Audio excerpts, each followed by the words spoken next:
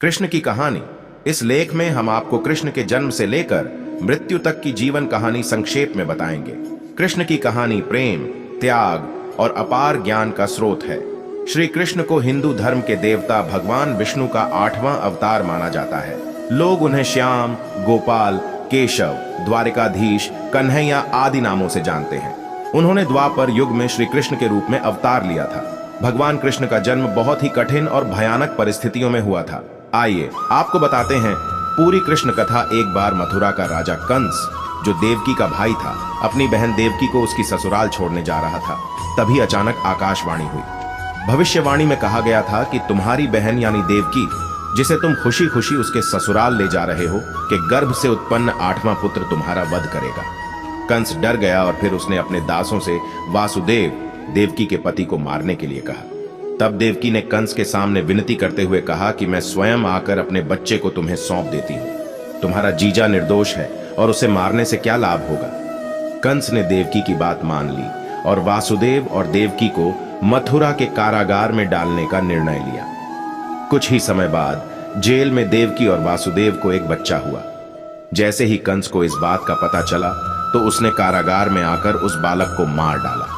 इसी प्रकार कंस ने एक एक करके देवकी और वासुदेव के 7 पुत्रों को मार डाला। जब 8वें बच्चे की बारी आई तो जेल में पहरा 2 गुना कर दिया गया। जेल में अनेक सैनिक तैनात किए गए। भगवान श्री कृष्ण का जन्म यशोदा और नंद ने देवकी और वासुदेव की समस्याओं को देखा और अपने 8वें पुत्र की रक्षा के लिए एक उपाय सोचा।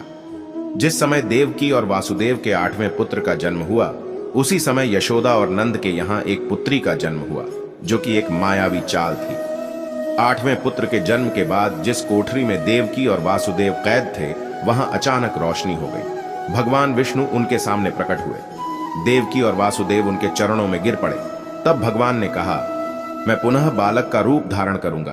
तुम मुझे लेकर अपनी सहेली नंदा के पास जाओ और उनसे उत्पन्न पुत्री को लाकर मुझे उन्हें सौंप दो। मैं जानता हूं इस समय यहाँ का मौसम ठीक नहीं है, फिर भी आप चिंता न करें। जब तुम चले जाओगे तो जेल के सभी पहरेदार सो जाएंगे। कारागार का द्वार स्वयं खुल जाएगा। जल से जलती हुई यमुना रास्ता देगी। सांप तुम्हें और बच्चे को भारी बारिश से बचाएगा। श्री कृष्ण की कारागार से वृंदावन तक की यात्रा लाकर वह उसकी पुत्री को लेकर कारागार में वापस आ गए।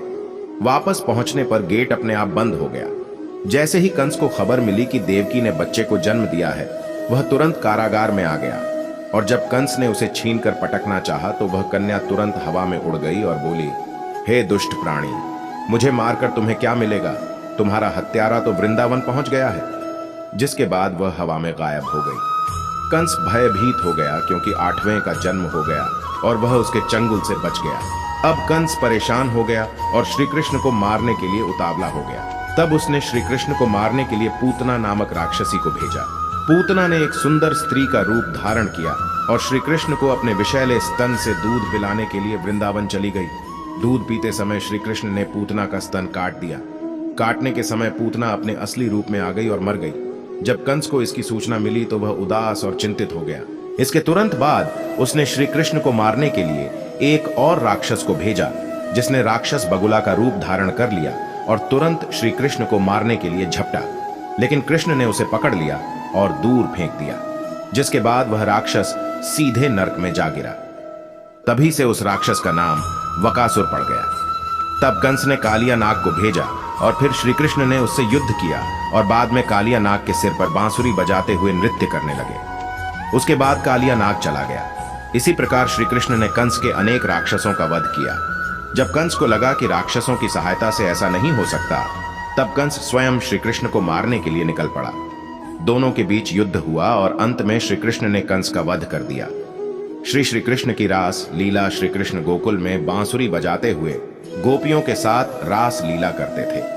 उनकी बांसुरी की धुन सुनकर सभी गोकुलवासी, पशु पक्षी आदि बहुत प्रसन्न होते थे और उनकी बांसुरी उन्हें बहुत प्रिय लगती थी। गोकुल में श्री कृष्ण को राधा से प्रेम था। श्री कृष्ण और बलराम की शिक्षा उज्जैन में श्री कृष्ण का अज्ञान समाप्त हो रहा था और अब राज्य भी भय में था।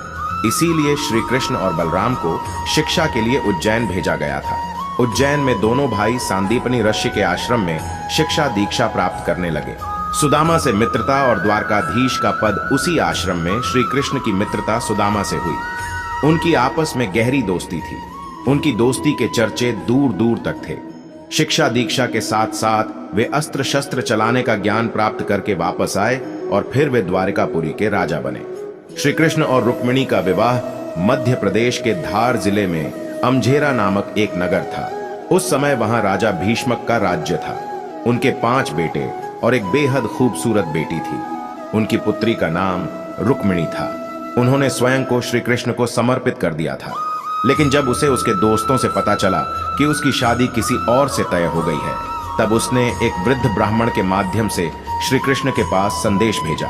जैसे ही श्री कृष्ण को यह संदेश मिला, वे तुरंत वहां से चले गए। श्री कृष्ण आए और रुक्मिणी का हरण करके द्वारिकापुरी ले आए। श्री कृष्ण का पीछा करते हुए शिशुपाल भी वहां पहुंच गया। उन्होंने ही रुक्मिणी से विवाह किया था।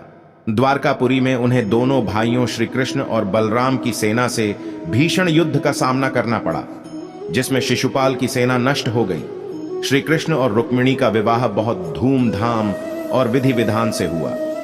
रुक्मिणी कृष्ण के सभी ट्रैकों में सबसे ऊपर थीं। दुर्वासा ऋषि का श्राप दुर्वासा ऋषि का अपमान कर दिया था। इसके बाद दुर्वासा ऋषि ने क्रोध में आकर साम को यदुवंश के विनाश का श्राप दे दिया। शक्तिशाली होने के कारण अब द्वारका में पाप और अपराध बहुत बढ़ गए। अपनी सुखी द्वारका में ऐसा माहौल देखकर श्री कृष्ण बहुत दुखी हुए।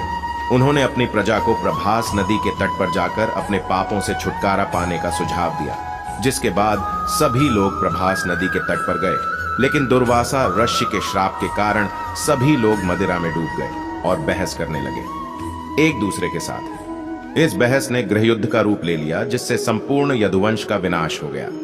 भगवान श्री कृष्ण की मृत्यु भागवत पुराण के अनुसार माना जाता है कि श्री कृष्ण ने अपने वंश का नाश कर लिया था और अपनी प्रजा की ऐसी हालत देखकर वे बहुत दुखी थे। इस कष्ट के कारण वह वन में रहने लगा। एक दिन जब वे वन में पीपल के वृक्ष के नीचे योग निद्रा में विश्राम कर रहे थे, तभी जरा नामक शिकारी ने उनके पैरों को हिरण समझकर उन पर विषयुक्त बाणों से आक्रमण कर दिया।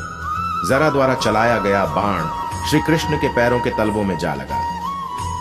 श्री कृष्ण ने जहरीले तीर का बहाना बनाकर अपना शरीर त्याग दिया और बैकुंठ धाम में नारायण के रूप में विराजमान हो गए। शरीर त्यागने के साथ ही श्री कृष्ण द्वारा बसाई गई द्वारका नगरी भी समुद्र में विलीन हो गई।